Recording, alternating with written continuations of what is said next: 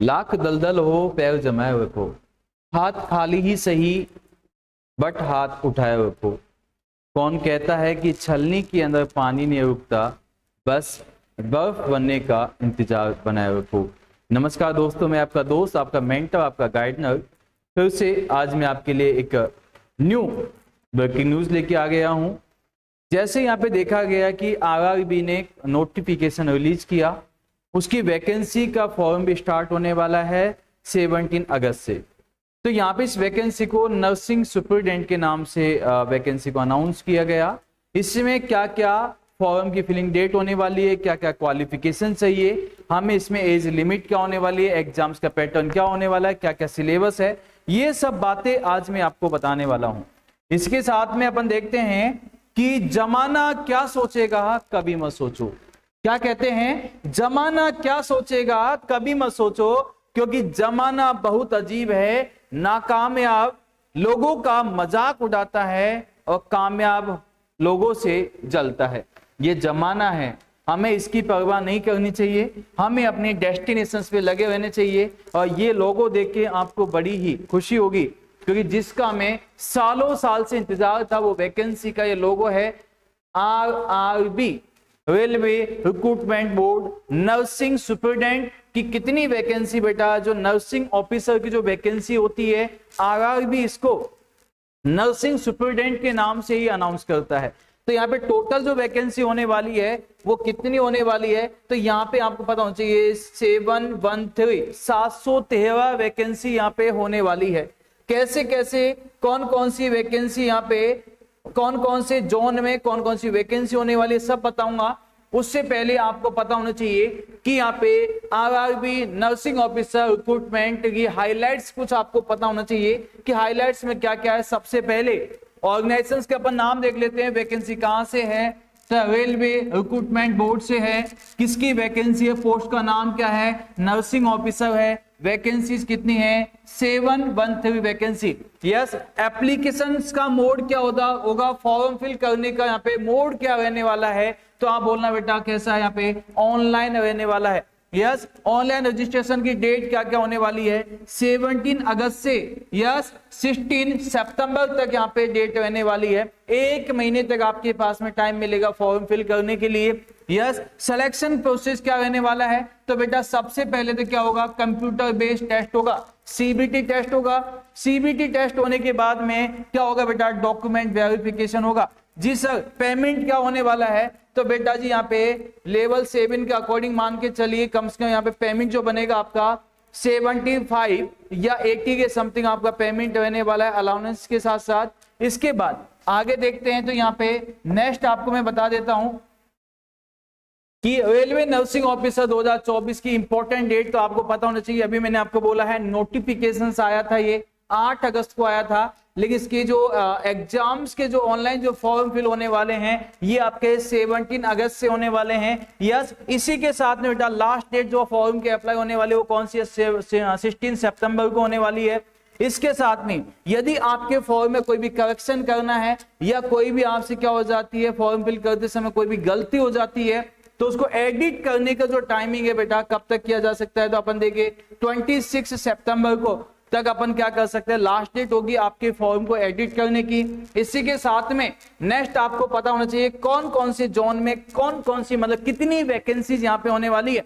तो कौन से जोन में कितनी वैकेंसी है, यस नर्सिंग ऑफिसर, तो बेटा यदि कोई अहमदाबाद से फ्यूचर नर्सिंग ऑफिसर, आपको पता होना चाहिए कि 20 वैकेंसी होने वाली है अहमदाबाद से। प्रयागराज की 22 वैकेंसी के आसपास है, अजमेर की 3 वैकेंसी है, बेंगलोर की 25 वैकेंसी है, भोपाल की 18 वैकेंसी है, भुवनेश्वर की 5 वैकेंसी है, बिलासपुर की 26 वैकेंसी है, चेन्नई की यहाँ पे 58 वैकेंसी है, गोरखपुर की यहाँ पे 73 वैकेंसी है, गुवाहाटी की यहाँ पे बेटा जी आपके होने वाले कितनी 52 वैकेंसी, जम्मू और श्रीनगर की 4 वैकेंसी होने वाली है।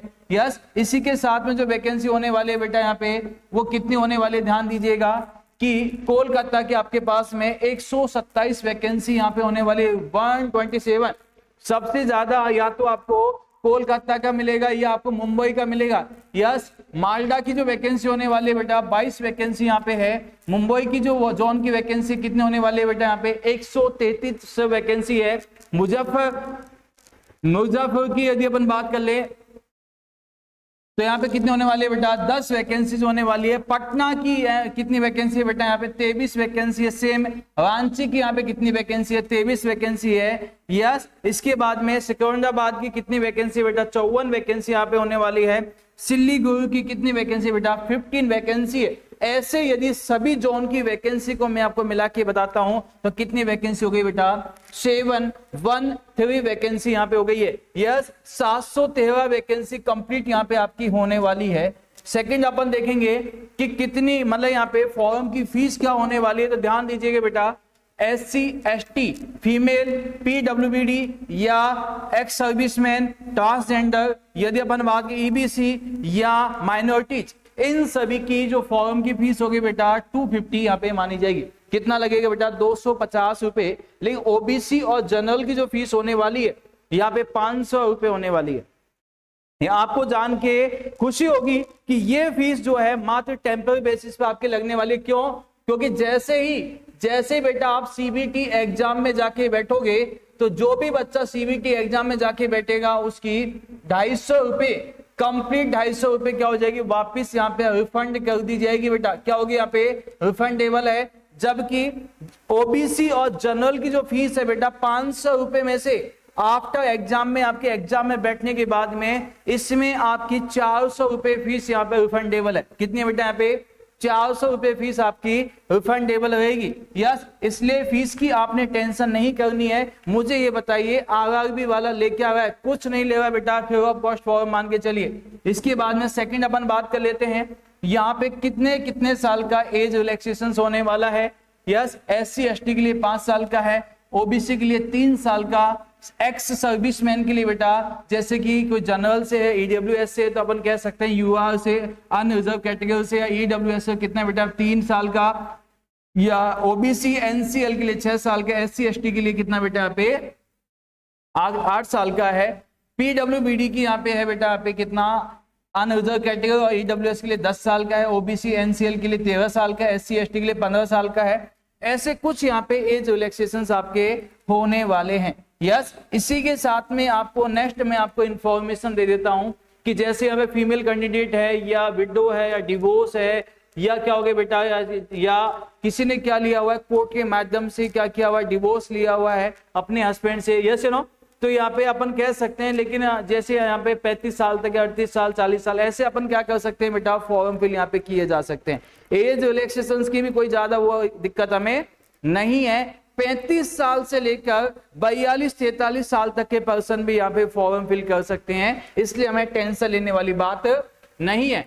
अब यहाँ पे असली बात ये आती है कि सर यदि हम यहाँ पे एग्जाम में जाके बैठेंगे तो यहाँ पे सिलेबस क्या क्या रहने वाला है। तो बेटा जी सिलेबस का जैसे नाम आएगा तो आपको पता होना चाहिए, टाइमिंग जो मिलेगा आपका 90 मिनट से लेकर 120 मिनट तक का हो सकता है। यहाँ पे आपके पास में क्या रहेगा, जनरल साइंस रहेगा 10 क्वेश्चंस, प्रोफेशनल एबिलिटी रहेगी बेटा, जो भी आपके नर्सिंग की जो सब्जेक्ट है, नर्सिंग सब्जेक्ट का आपके पास में कितना रहेगा, 70 क्वेश्चंस रहेंगे।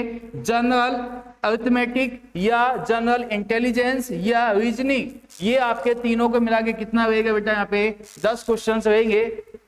जनरल अवेयरनेस के आपके पास में कितने क्वेश्चंस रहने वाले हैं, 10 क्वेश्चंस आपके पास रहने वाले हैं। टोटल क्वेश्चंस जो रहेंगे आपके पास में 100 क्वेश्चंस रहेंगे। एक क्वेश्चन 1 नंबर का, तो मतलब कितने नंबर्स के माने जाएंगे, 100 नंबर का आपका पेपर होने वाला है। CBT होगा बेटा, कैसे होगा ये, CBT आपका माना जाएगा। यस, इसके बाद में ये इंफॉर्मेशन आपके पास में अभी कंप्लीट नहीं है। अभी मैं आपको बताने वाला हूं कि आपकी सिलेबस के अंदर कौन से सब्जेक्ट की इंपोर्टेंसी ज्यादा रहेगी। यस, यदि मैथ रीजनिंग हमें पढ़ना है तो उसमें क्या क्या पढ़ा जाएगा, मैथ रीजनिंग में क्या क्या पढ़ेंगे, नर्सिंग की कौन कौन सी सब्जेक्ट होने वाली है, इन सभी के लिए बेटा जी आपको देखना पड़ेगा RRB का पार्ट 2। जय Hind, thank you so much, जय हिंद, जय भारत।